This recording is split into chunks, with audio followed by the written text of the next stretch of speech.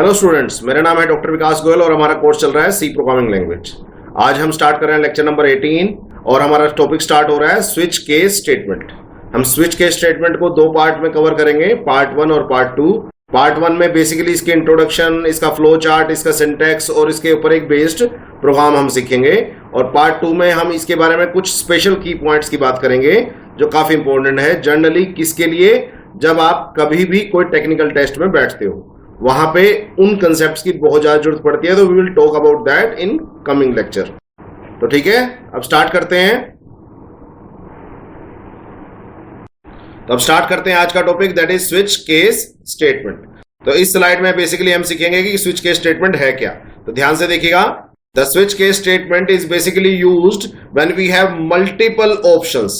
तो जब मेरे पास मल्टीपल ऑप्शंस होते हैं तब आप स्विच केस स्टेटमेंट यूज करते हैं। And we have to choose only one option among them. तो मुझे उसमें से सिर्फ एक ऑप्शन चूज करना है। तो अगर कभी मेरे पास मल्टीपल ऑप्शन आए और उनमें से मुझे सिर्फ एक ऑप्शन चूज करना हो, तो उस कंसेप्ट को इंप्लीमेंट करने के लिए प्रोग्रामिंग में मेरे पास ऑप्शन है स्विच केस स्टेटमेंट का। ठीक है, एग्जांपल लेते हैं। For example MCQ, multiple choice questions. तो होपफुली आपने एग्जाम्स में मल्टीपल चॉइस क्वेश्चंस देखे होंगे। जब भी आपने कोई कॉम्पिटिटिव एग्जाम दिया होगा, वहां मेनली एक क्वेश्चन दिया होता है ऊपर और उसके नीचे 3-4 ऑप्शन गिवन है। मान लेते हैं 3-4 ऑप्शन है आपका A, B, C और D। तो आपको ऑब्वियसली इनमें से एक ऑप्शन चूज करना पड़ता है। तो आपको एक क्वेश्चन के लिए गिवन है 4 ऑप्शंस और उनमें से आपको क्या ऑप्ट करना है, एक ऑप्शन। सिमिलरली जब आप कोई न्यू गेम स्टार्ट करते हैं, कोई भी नई गेम स्टार्ट करते हैं, तो सबसे पहले ऑप्शन आता है कि नई गेम स्टार्ट करनी है या पुरानी रिज्यूम करनी है, या आपको उसकी सेटिंग में जाना है या एग्जिट करना है। ठीक है, तो इन सब में जो आपको 4 ऑप्शन गिवन है, उनमें से आप कोई एक ऑप्शन चूज करेंगे और आगे बढ़ेंगे। तो ये कंसेप्ट अगर आपको प्रोग्रामिंग में, मतलब किसी भी प्रोग्राम में इंप्लीमेंट करना हो कि आपको मल्टीपल ऑप्शन गिवन हो और आपको उनमें से एक ही ऑप्ट करना हो, तो वहां यूज होती है स्विच केस स्टेटमेंट। तो फॉर एग्जांपल देखते हैं किस तरह के प्रोग्राम्स में आपको स्विच केस स्टेटमेंट की जरूरत पड़ सकती है। लेट्स सपोज आपको प्रिंट करना है मंथ नेम। तो ऑब्वियसली मंथ नेम आपको पता है जनवरी होता है, फरवरी होता है, मार्च होता है, अप्रैल होता है, of a year from its month number. और मंथ नंबर आपको पता है 1 to 12 हो सकता है। तो यूजर से आप मंथ नंबर एंटर करवाएंगे, ऑब्वियसली वो 1 to 12 कोई भी वैल्यू एंटर कर सकता है और उसके बिहाफ पे आप मंथ का नेम प्रिंट करेंगे। ऑब्वियसली मंथ नंबर की यहां 12 पॉसिबल वैल्यूज हैं। तो अगेन मल्टीपल ऑप्शन है, बट आपको आंसर एक ही देना है, या तो जनवरी या फरवरी या मार्च या अप्रैल, इस तरीके से जो भी उसने मंथ नंबर एंटर किया। सिमिलरली आपको अगर डे नेम प्रिंट करना है, जैसे Sunday, Monday, Tuesday of a week from its day number. तो डे नंबर आप एक्सपेक्ट कर रहे हैं यूजर से 1 to 7 कोई भी डे नंबर हो सकता है और आप उसके बिहाफ पे मंथ डे का नेम प्रिंट करेंगे। तो इस तरह का कंसेप्ट आज एक मैं प्रोग्राम दूंगा भी आपको लास्ट में, उसमें भी जरूरत पड़ेगी, तो ध्यान रखिएगा। तो इस तरह के कंसेप्ट में आपको कौन सी स्टेटमेंट यूज करनी है, स्विच केस स्टेटमेंट। ओके, अब नेक्स्ट ऑप्शन देखते हैं। अब कई बार कई प्रोग्राम्स में हमें पूछना पड़ता है यूजर से, do you want to continue, कि आप कंटिन्यू करना चाहते हैं। तो हो सकता है वो यस प्रेस करे या नो प्रेस करे। तो मान के चल रहा हूं Y और N प्रेस करना है उसने, तो Y अपर केस भी प्रेस कर सकता है, लोअर केस भी, और N अपर केस और लोअर केस दोनों प्रेस कर सकता है। तो ये 4 ऑप्शन वो कोई प्रेस कर सकता है और इन 4 ऑप्शन के बेस पे आपको डिसाइड करना है क्या आपको नेक्स्ट डिसीजन लेना है। ओके, सिमिलरली इस तरह का एक्सपीरियंस आपने ऑब्जर्व जरूर किया होगा, जैसे मैं आपको एग्जांपल दे रहा हूं। तो enter the option user want to continue with. आपको यूजर से वो पूछ रहा है भी क्या ऑप्शन से आप कंटिन्यू करना चाहते हैं। जैसे press 1 for prepaid connection. Generally आप जब भी कस्टमर केयर पे बात करते हैं किसी भी मोबाइल नेटवर्क कंपनी के, तो वहां यही आता है कि press 1 for prepaid connection, press 2 for postpaid connection, press 3 for D2H services, press 4 for broadband connection और प्रेस 5 फॉर एग्जिट एक्सेट्रा। इस तरीके से आपको कुछ ऑप्शंस गिवन होते हैं और आपको उनमें से कोई एक ऑप्शन चूज करना पड़ता है। तो इस तरह का कोई भी कंसेप्ट अगर प्रोग्राम में इंप्लीमेंट करना है तो आपको यूज करनी पड़ेगी स्विच केस स्टेटमेंट। क्लियर हो गया? तो स्विच केस स्टेटमेंट कब यूज करते हैं, जब मेरे पास मल्टीपल ऑप्शंस गिवन हो और उनमें से मुझे सिर्फ एक ऑप्शन ऑप्ट करना हो। ठीक है, अब करते हैं इसके सिंटैक्स की बात। अब सीखते हैं इसका सिंटैक्स एंड एल्गोरिथम। तो पहले हम सिंटैक्स की बात करेंगे, उसके बाद एल्गोरिथम की बात करेंगे। सिंटैक्स का मतलब आपको पता क्या होता है? सिंटैक्स का मतलब होता है लिखने का तरीका। तो सी प्रोग्राम में स्विच केस स्टेटमेंट को कैसे लिखते हैं। अब सबसे पहले आता है स्विच स्टेटमेंट। तो स्विच स्टेटमेंट में स्विच जो है वो कीवर्ड है और ब्रैकेट के अंदर आता है एक्सप्रेशन। ये एक्सप्रेशन वो एक्सप्रेशन होता है जिसके आपको मल्टीपल ऑप्शंस गिवन होते हैं, मल्टीपल वैल्यूज गिवन होती हैं। तो ब्रेसेस स्टार्ट, उसके बाद एक आता कीवर्ड केस और आगे लिखते हैं लेबल वन। लेबल वन क्या है? इस एक्सप्रेशन की वन ऑफ द ऑप्शन। तो इस एक्सप्रेशन के जो जो ऑप्शन आ सकते हैं वो एज ए लेबल लिखे जाएंगे। तो अब case, label one, label two, label three, label four में क्या आएगा? जो भी उस एक्सप्रेशन की पॉसिबल वैल्यूज आपको गिवन होंगी। जैसे मंथ नेम में आपको 1 to 12 गिवन है, आपका डे नेम में आपको 1 to 7 गिवन है, तो वो सारी वैल्यूज यहां लिखी जाएंगी जो जो आपकी आउटपुट आ सकती है। ठीक है। इसके बाद अगर कोई केस लेबल मैच हो जाए, मतलब अगर कोई ऑप्शन मैच हो जाए, तो उसके बाद कौन कौन सी स्टेटमेंट चलानी है वो सारी यहां लिखेंगे और उसके बाद एक ब्रेक स्टेटमेंट लगाएंगे। सिमिलरली केस लेबल टू दूसरा ऑप्शन, उसके बाद जब ऑप्शन टू सेटिस्फाई होगा तो क्या क्या स्टेटमेंट चलाएंगे और लास्ट में break statement. Similarly case label three तो थर्ड ऑप्शन, और जो जो आप स्टेटमेंट चलाने वाले हैं वो लिखेंगे ब्रेक। अब इस तरीके से आप केस लेबल लिखते रहेंगे जितने भी आपको ऑप्शंस गिवन है। लास्टली हम एक ऑप्शन लिखते हैं डिफॉल्ट। डिफॉल्ट किस लिए काम आता है? अगर कोई भी लेबल मैच नहीं हुआ, मतलब जो भी यूजर ने वैल्यू एंटर की वो किसी भी ऑप्शन से अगर वो मैच नहीं करती तो चलेगा डिफॉल्ट। तो डिफॉल्ट में डिफॉल्ट स्टेटमेंट आएंगी और ब्रेसेस क्लोज।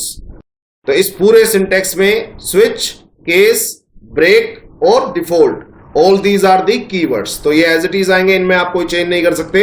आप जो चेंज कर सकते हैं वो एक्सप्रेशन चेंज कर सकते हैं, level one, level two, level three change कर सकते हैं और जो स्टेटमेंट्स हैं वो चेंज कर सकते हैं। अब इसकी एल्गोरिथम देख लेते हैं एग्जीक्यूट कैसे होता है। सबसे पहले expression in switch statement will be evaluated. तो जो भी यहां एक्सप्रेशन आपको गिवन है वो आपका इवैल्यूएट होगा। तो सबसे पहले इसकी वैल्यू निकलेगी। तो इसकी जो वैल्यू आएगी उसके मल्टीपल ऑप्शंस हो सकते हैं। उसके बाद then its value will be matched to the different case label starting from top to bottom। तो जो भी इसकी वैल्यू आएगी वो जितने भी केस लेबल आपके पास हैं उन सब से वन बाय वन मैच होगी, starting from top to bottom. उसके बाद अगर मेरा कोई भी लेबल मैच हो गया तो उसके कोरस्पोंडिंग जो केस स्टेटमेंट्स हैं वो चलेंगी। तो जैसे ये आपकी केस स्टेटमेंट्स हैं, ये चलेगी जब आपका लेवल वन मैच करेगा, ये चलेंगी जब आपका लेवल टू मैच करेगा, ये चलेंगी जब आपकी लेवल थ्री मैच करेगा। तो सिमिलरली हर केस लेवल में आपके पास कुछ स्टेटमेंट होंगी, वो तब चलेंगी जब उनका कोरस्पोंडिंग लेवल आपका मैच होगा। क्लियर हो गया? अब लेट्स सपोज मेरा एक्सप्रेशन इवैल्यूएट हुआ और उसकी जो वैल्यू थी वो लेवल वन से मैच होगी, ऑप्शन वन से मैच होगी। तो ऑब्वियसली आपको पता है केस वन स्टेटमेंट जितनी भी होंगी वो चलेंगी, वो 1 हो, 2 हो, 10 हो, वो सारी चलेंगी। और उसके बाद चलेगी ब्रेक स्टेटमेंट। तो अब यहाँ ब्रेक स्टेटमेंट का फायदा क्या है? तो ब्रेक स्टेटमेंट क्या करती है? आपको पूरे स्विच स्टेटमेंट से बाहर निकाल देती है। तो अगर ब्रेक लिखा होगा तो ऑब्वियसली ये आपको पूरे स्विच से बाहर निकाल देगी। अगर ब्रेक नहीं लिखा होगा तो case statement will keep on executing जब तक उसको ब्रेक नहीं मिलता। तो इसके बारे में और डिटेल से बात करेंगे नेक्स्ट लेक्चर में। ये भी एक इंपॉर्टेंट की पॉइंट है कि जब अगर ये प्रेजेंट होगा तो क्या होगा, और अगर ये प्रेजेंट नहीं होगा मतलब ब्रेक नहीं लिखा होगा तो क्या होगा। क्लियर हो गया? अब next last, if there is no match with any case label. तो अगर मान लेते हैं जो भी एक्सप्रेशन की वैल्यू आई वो किसी भी लेबल से मैच नहीं हुई, मतलब उसको कोई भी ऑप्शन मैच नहीं हुआ, तो हमेशा चलेगी डिफॉल्ट स्टेटमेंट। क्या चलेगी? Default statement. तो ये फायदा है डिफॉल्ट स्टेटमेंट का कि अगर गलती से कोई भी केस लेबल मैच ना हो, लेट्स सपोज मैंने यूजर को बोला था कि आप मंथ नंबर एंटर करें। ऑब्वियसली मंथ नंबर एक्सपेक्टेड है 1 to 12, बट यूजर थोड़ा नोटोरियस है, वो मान लो उसने 1 to 12 एंटर नहीं किया, उसने 1 2 3 4 कुछ भी एंटर कर दिया। तो ऑब्वियसली 1 to 12 के बीच में नहीं आता। तो अगर जो भी ऑप्शन वो एंटर करेगा अगर वो किसी भी ऑप्शन से या लेबल से मैच नहीं होगा तो हमेशा डिफॉल्ट स्टेटमेंट चलेगी। तो that's an good thing about it. It's always good कि आप डिफॉल्ट स्टेटमेंट रखें, but it's an optional one. तो अगर डिफॉल्ट स्टेटमेंट होगी तो it will be good for you, नहीं होगी तो क्या बात आएगी तो हम नेक्स्ट लेक्चर में उसके बारे में बात करेंगे। तो क्लियर हो गया? तो स्विच स्टेटमेंट में सबसे पहले एक्सप्रेशन इवैल्यूएट होगा। जो एक्सप्रेशन की वैल्यू है वो आपके लेबल से मैच होगी। अगर एक्सप्रेशन की वैल्यू किसी भी लेबल से एग्जैक्टली मैच होगी तो आपका कोरस्पोंडिंग केस स्टेटमेंट चलेंगी और उसके बाद ब्रेक से आपकी स्विच केस बंद हो जाएगी। अगर मेरी एक्सप्रेशन की वैल्यू किसी भी केस लेबल से मैच नहीं हुई तो अल्टीमेटली डिफॉल्ट चलेगा और डिफॉल्ट स्टेटमेंट एग्जीक्यूट होगी। क्लियर हो गया? होपफुली अब आपको सिंटैक्स और एल्गोरिथम स्विच केस की समझ में आ गई होगी। अब नेक्स्ट बात करते हैं फ्लो चार्ट की। अब नेक्स्ट है flow chart off switch case statement. तो मैं बता चुका हूं, जैसे फर्स्ट आपका प्रोग्राम स्टार्ट होगा, उसके बाद जितनी भी स्टेटमेंट स्विच केस से पहले लिखी होंगी वो सारी चलेंगी। उसके बाद अगर स्विच पहुंच गए आप तो आपका स्विच एक्सप्रेशन इवैल्यूएट होगा। अब जो आपकी एक्सप्रेशन की वैल्यू है वो 1 by 1 आपकी केस लेवल से मैच होगी। अब लेट्स सपोज वो लेवल 1 से कंपेयर हुई, या तो वो मैच होगी या वो मैच नहीं होगी।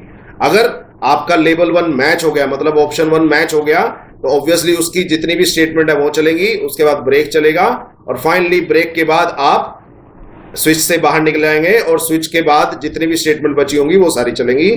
ओके, सिमिलरली अगर लेबल 1 मैच नहीं हुआ, अनमैच्ड रहा, तो आपको पता है आपका एक्सप्रेशन किससे मैच होगा, लेबल 2 से। अब लेबल 2 या तो मैच होगा या अनमैच्ड होगा। मैच होगा तो अगेन उसके कोरस्पोंडिंग जो स्टेटमेंट है वो चलेंगी और फिर ब्रेक चल के आप स्विच से बाहर निकल जाएंगे।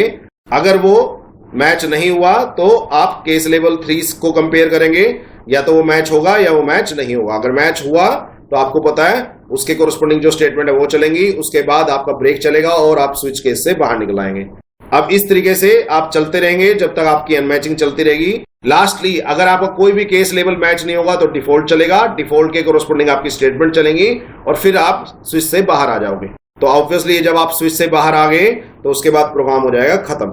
अब कई बार एक इंपॉर्टेंट बात यहां पे है, इसके बारे में डिटेल में हम नेक्स्ट लेक्चर में बात करेंगे कि कई बार केस लेवल स्टेटमेंट में ब्रेक नहीं गिवन होता। तो अगर आपको ब्रेक गिवन नहीं होगा, if break statement is missing, तो वो डायरेक्टली जिस भी सेट ऑफ स्टेटमेंट में खड़ा होगा उससे नीचे सारे केस स्टेटमेंट चलाते हुए चला जाएगा जब तक उसको ब्रेक नहीं मिलेगा। इस कॉन्सेप्ट के बारे में हम डिटेल से नेक्स्ट लेक्चर में बात करेंगे। क्लियर हो गया? तो that's all about the flow chart off switch case statement. Hopefully आपको फ्लो चार्ट समझ में आ गया होगा। अब देखते हैं next slide, that is sample program for switch case statement. अब स्विच केस स्टेटमेंट के लिए मैं एक प्रोग्राम स्टेटमेंट डिफाइन कर रहा हूं, उसके बाद हम प्रोग्राम बना के देखेंगे। ठीक है, तो ध्यान से देखिएगा।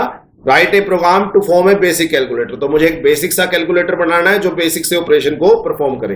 तो देखते हैं कैसे है। उसने बोला है आपको क्या करना है, यूजर आपको 2 इंटीजर इनपुट्स देगा अलोंग विद द ऑपरेशंस। तो आपको ऑपरेशन क्या दे सकता है वो, एडिशन, सब्ट्रैक्शन, मल्टीप्लिकेशन, डिवीजन और मोड डिवीजन। तो 5 में से कोई एक ऑपरेशन आपको देगा, आपको उन 2 इंटीजर्स पे उसको परफॉर्म करना है और जो भी आपका रिजल्ट आएगा वो आपको स्क्रीन पे प्रिंट करना है। तो ये काम है, बेसिक सा कैलकुलेटर है, 2 इंटीजर इनपुट लेनी है और इन 5 ऑपरेशन में से एक ऑपरेशन लेना है। तो अगेन आप देख सकते हैं मुझे यहाँ कितने ऑप्शंस अवेलेबल है ऑपरेशन के, 5, प्लस, माइनस, प्रोडक्ट, डिवाइड और मोड डिवाइड। तो इन 5 में से आपको कोई एक ऑपरेशन मिलेगा। तो अगेन जब भी आपकी मल्टीपल वैल्यूज फिजिबल हो किसी पर्टिकुलर वेरिएबल की, तो आप स्विच केस स्टेटमेंट यूज करते हैं। आप और भी ऑप्शन लगा सकते हैं जैसे if statement, else if ladder वगैरह, बट स्विच केस स्टेटमेंट से इंप्लीमेंट करना इसको कंपैरेटिवली आसान होता है। अब करते हैं प्रोग्राम स्टार्ट। अब सबसे पहले मैंने लिखा प्रोग्राम का नाम, that is program to form a basic calculator. तो आपको एक बेसिक कैलकुलेटर बनाना है। स्टार्टिंग स्टेटमेंट आपको पता है सी प्रोग्राम की, hash include studio.h, hash include conio.h, word main और ब्रेसेस स्टार्ट। होपफुली यहां तक कोई दिक्कत नहीं होगी। आपको पता है मेन फंक्शन में सबसे पहला सेट ऑफ स्टेटमेंट होता है आपका, जितने भी variable throughout the program आपको जरूरत पड़ेगी उनको आपको डिफाइन करना।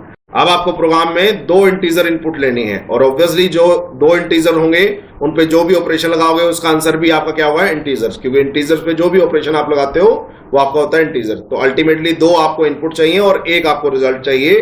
तो मैं यहाँ 3 इंटीजर वेरिएबल ले रहा हूँ, ए, बी और सी। ए और बी में एज ए इनपुट लूंगा और सी में मैं रिजल्ट स्टोर करूंगा। उसके अलावा आपको पता है मुझे भी यूजर से पूछना है 5 ऑपरेशन में से कौन सा ऑपरेशन आपको लगाना है। ऑब्वियसली ऑपरेशन जो होगा वो प्लस होगा, माइनस होगा, प्रोडक्ट होगा, डिवाइड होगा और मोड डिवाइड होगा। तो ये 5 के 5 ऑपरेशन के की बटन आपके कीबोर्ड पे अवेलेबल हैं। ऑब्वियसली कीबोर्ड पे जो भी बटन अवेलेबल होता है हम उसको लेते हैं एज ए कैरेक्टर कांस्टेंट।